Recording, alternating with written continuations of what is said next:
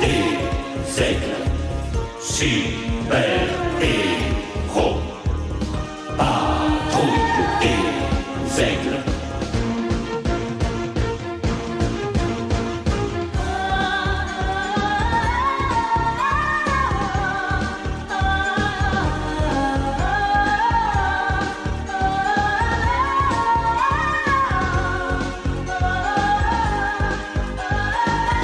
Super-héros, patrouille des aigles.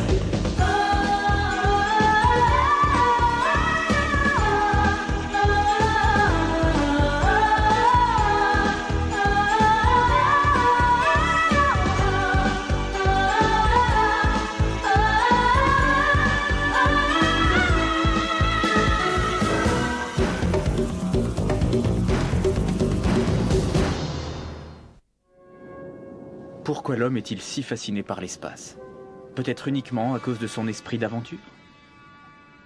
Il espère qu'un jour, des extraterrestres entreront en contact avec la Terre et apporteront les réponses aux questions que l'homme se pose? C'est trop triste de penser qu'il n'y a pas d'autre vie dans l'univers. Rapport à l'intention du Conseil mondial de sécurité. Par Joe Thax. Le projet Contact des étoiles était entouré d'un secret total. Le but de cette opération était d'établir le contact avec des formes de vie extraterrestres. De formidables émetteurs envoyaient des signaux à travers la galaxie depuis des mois. Et puis un jour, quelqu'un a capté leur message, et la réponse n'a pas tardé.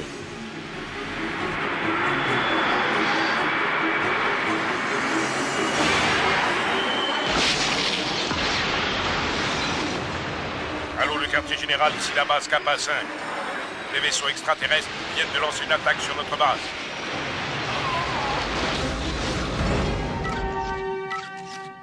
Voici des images prises par les caméras de surveillance de la base.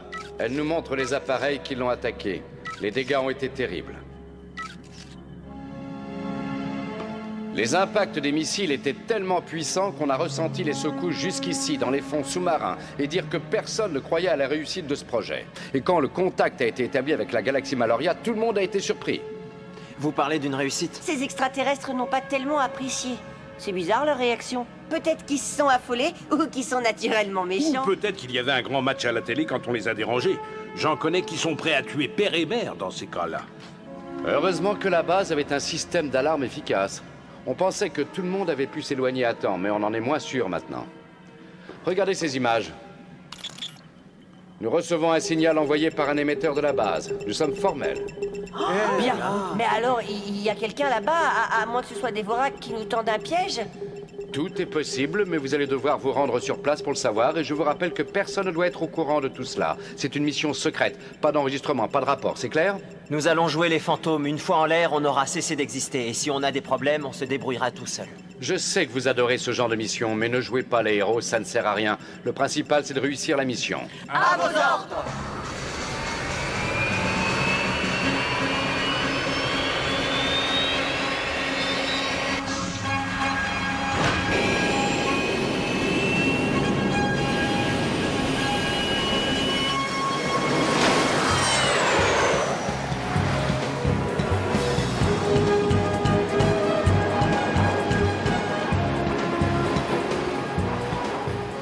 Juste avant l'attaque, la base de Kappa 5 était entrée en contact avec des extraterrestres qui se faisaient appeler les Malorians.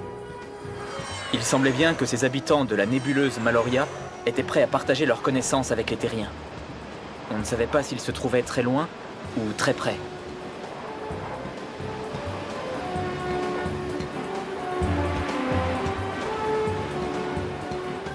Voilà les prévisions météo. Temps glacial avec possibilité d'avalanche et de tempête de neige. Attention aux engelures. Un bon temps d'hiver comme l'aiment les Esquimaux.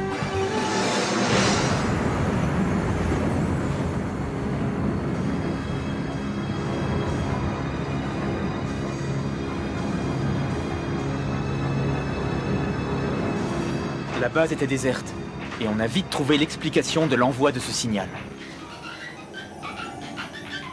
Il n'y a aucun Vorax dans le coin, les rats leur ont fait peur. Et voilà l'explication. Les signaux reçus venaient de l'émetteur qui est juste là. Et chaque fois qu'un rat saute dessus, cet émetteur envoie un signal. Alors on est venu jusqu'ici pour rien? Tu as tort de dire ça. On va peut-être trouver quelque chose. Ça m'étonnerait qu'on trouve des indices par ici. Avec la quantité de neige qui tombe, tout a été recouvert. Allô, patrouille des aigles. Ici le Dr. Keane, vous m'entendez? Répondez. J'ai des nouvelles alarmantes à vous apprendre. Oui, on vous écoute. On pensait que les extraterrestres s'intéressaient à Kappa 5, mais c'était pas le cas. Une autre station a été attaquée. Où se trouve-t-elle? Pas loin de la Sibérie. Je vais transmettre les coordonnées à Otto et je vous rejoins sur place. Le directeur du projet a envoyé un signal de détresse. Il s'agit du Dr. Gold. Très bien, on part là-bas.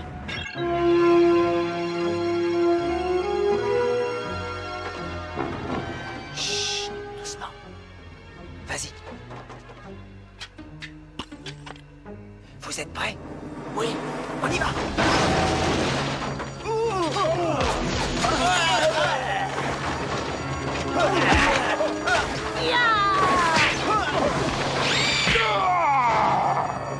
Eh, mais laissez-moi un peu. Moi aussi, j'ai envie de m'amuser.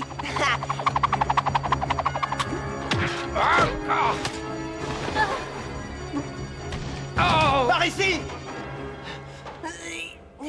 Le docteur Gold. Docteur, vous m'entendez?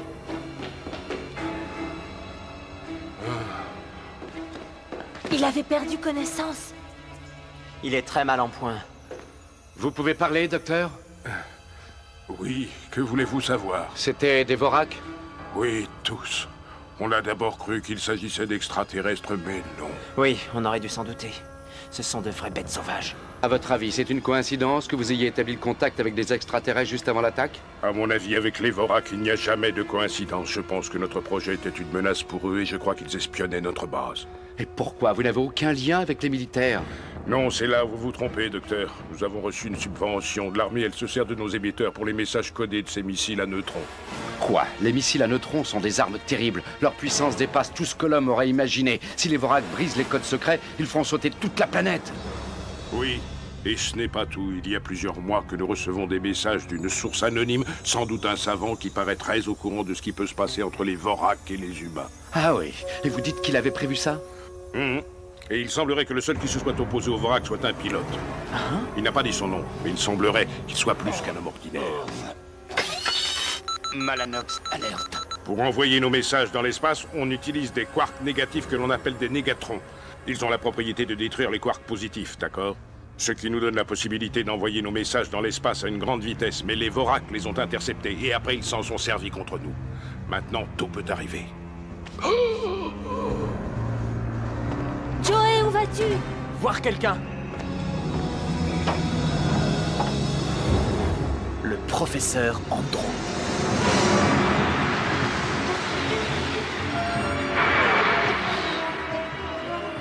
Patrouille d'attaque numéro 12. Est-ce que vous m'entendez? Oui, je vous reçois et je vous aperçois sur mon contrôle radar. Demandons permission de rejoindre notre vaisseau. Permission accordée. Quoi? Tu as attaqué le projet Contact des Étoiles? Et détruit les bases concernées? Sans m'en avoir parlé? Je voulais éviter de t'ennuyer avec ce genre de détails inintéressants. Et de toute façon, je sais que tu adores que j'attaque les terriens. La patrouille d'attaque vient de rentrer à l'instant. Je suis sûr qu'elle aura d'excellentes nouvelles. Malanox, la mission est complètement ratée. La patrouille des aigles nous a attaqués par surprise. Quoi? Apparemment, elle a été prévenue par une mystérieuse source. Nous pensons qu'il s'agit du professeur. De quel professeur s'agit-il? Andro, bien sûr. Un savant qui avait disparu. Et le voilà qui réapparaît. Mais pourquoi tu as attaqué ces bases? Ça ne t'a peut-être pas marqué, mais pendant notre petite visite à la nébuleuse Maloria, je t'avais demandé une permission. Et au cours de celle-ci, j'ai eu des problèmes dont je ne t'ai pas parlé. Tiens donc, quel genre de problème est-ce que tu as eu? J'ai détruit plusieurs planètes. Imbécile. Tu as eu peur que les terriens révèlent au Mal-Orient où tu te trouvais? Ça m'a traversé l'esprit, c'est vrai. Et de toute façon, ces bases me gênaient. Tu as eu peur, oui. Tu oublies que ces attaques nous ont procuré les codes secrets des missiles des militaires. J'essaie de les décoder. Ne te fatigue pas, j'ai réussi à les décoder. Ils concernent les nouveaux missiles à neutrons. Ça nous sera très certainement utile. Oui, ça va me permettre de m'introduire dans les systèmes informatiques et de les lancer sans que personne n'y voit rien. Oh. Je vais lancer 2 missiles partant de 2 pays différents, chacun des 2 en direction de l'autre pays, et observer la suite. C'est génial, on va bien rigoler.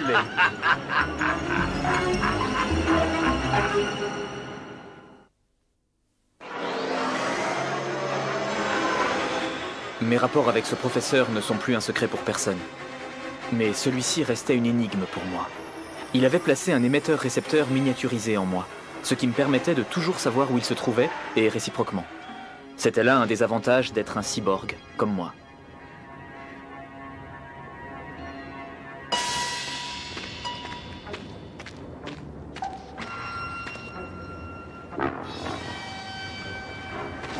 Mes capacités surhumaines ne me comblaient pas de joie.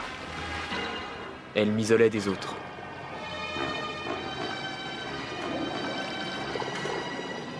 Je sais que le professeur m'a sauvé la vie pour combattre les Vorak. Quelquefois, je me demande pour qui je travaille. Pour le Conseil mondial de sécurité ou pour le professeur. Nous allons pouvoir détruire la Terre et sans avoir à intervenir. Parce que les humains s'en chargeront à notre place. Ça y est, on peut commencer. Parfait. C'est bien, Malanox. Nous allons pouvoir assister à un beau spectacle. Ils vont se battre entre eux, les pays de l'Ouest contre ceux de l'Est. Et à la fin, il n'en restera plus rien. Alors ouvre bien les yeux et ne rate pas ça. Oui.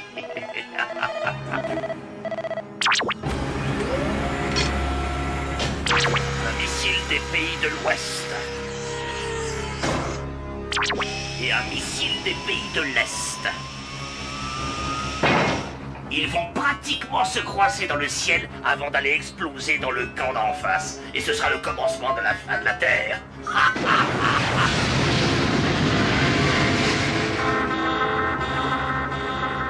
Quoi? Qu'est-ce qui se passe? C'est incroyable! Je ne comprends pas pourquoi ce missile s'est mis en position d'être lancé. Arrêtez ça immédiatement! C'est impossible, mon commandant. Il y a une force extérieure qui contrôle tous nos circuits.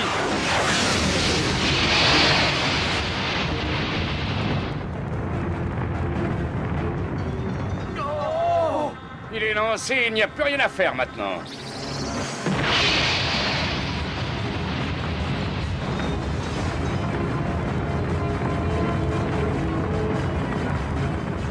J'espérais ne jamais voir ce jour arriver. Si notre missile atteint sa cible, ce sera la guerre, c'est-à-dire la destruction du monde.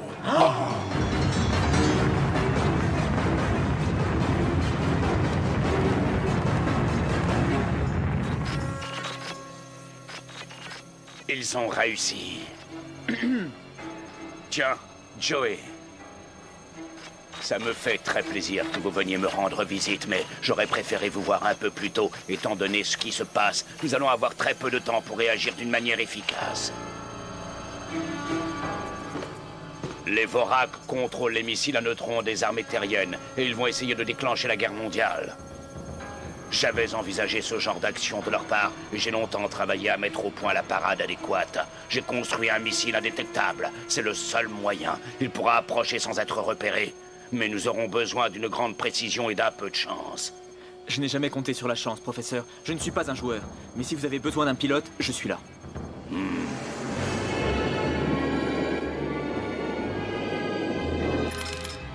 Joey a mystérieusement disparu sans rien dire et ça m'ennuie beaucoup de partir en mission sans lui. On n'a pas le temps de le rechercher. Il faut absolument intercepter ces deux missiles, sinon c'est l'avenir de la planète entière qui sera menacé. Alors vous devez partir tout de suite.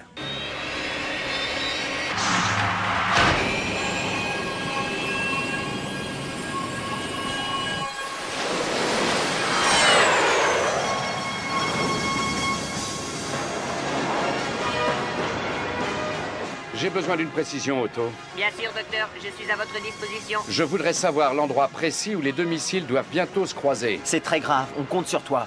Zone de code A, Gamma, Epsilon. Ça va, j'ai été assez rapide. Oui. Il ne reste plus qu'une seule solution, aller sur place.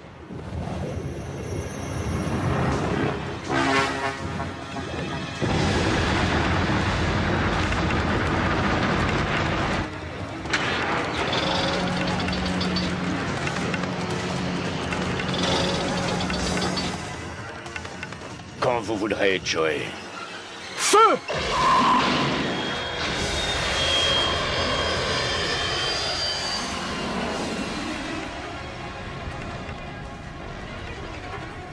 Tout dépend de lui maintenant.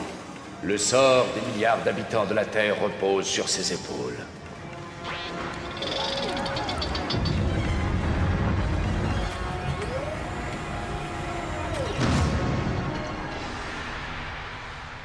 J'avais espéré que ce projet Contact des étoiles allait permettre la découverte d'autres formes de vie dans l'espace et ouvrir une ère nouvelle, mais les Vorak en ont décidé autrement. Puisqu'on a le temps, je vais vous raconter une petite histoire pour détendre l'atmosphère.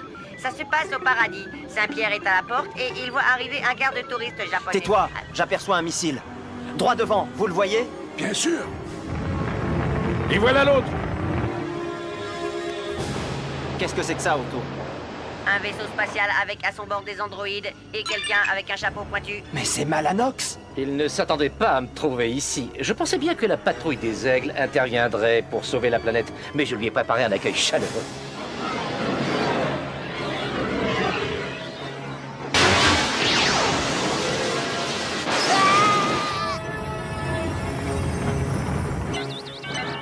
Les deux missiles sont à notre portée. Qu'est-ce qu'on attend pour les détruire? Il faut d'abord se débarrasser des Vorak.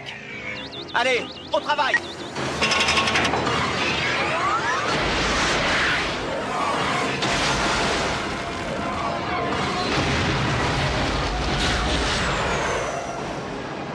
Leur vaisseau se trouve sur notre trajectoire.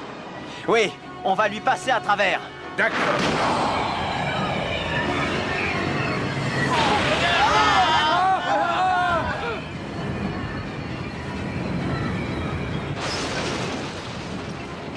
Ils n'ont pas l'air d'apprécier ce fort courant de vent solaire.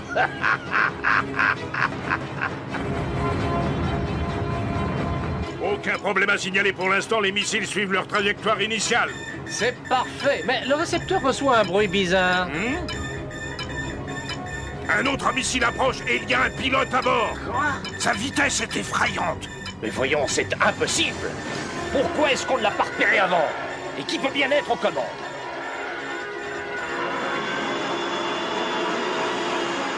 En tout cas, ce missile est armé d'une tête nucléaire. Oh, mais c'est pas du tout ce qui était prévu. Essayez de l'abattre. Allons, dépêchez-vous. Trop tard, il est déjà sur nous.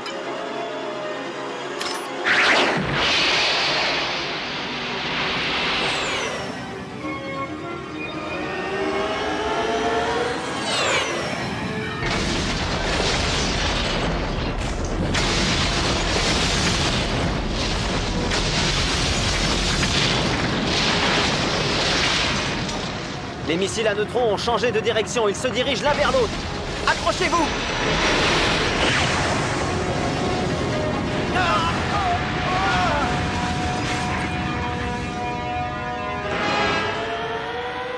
Je déteste les héros. Ah oui, je les hais. Ça devient énervant de toujours les trouver aussitôt que je fais quelque chose. Fais-nous vite le point, Otto. Tout va bien, aucun dégât à signaler. Le vaisseau spatial Vorak a été détruit. Mais par qui? Ça, c'est un mystère. Oui, tu as raison. Mais il y a un autre mystère. Qui a bien pu faire se rencontrer les deux missiles? Quelqu'un qui les contrôlait? Oui, mais qui et comment? On aura le temps d'y réfléchir une fois rentrés chez nous. Et j'espère que ce sera bientôt. J'ai un petit creux à l'estomac. Bien. Cap sur la base, Oli. Très bien. Et voilà.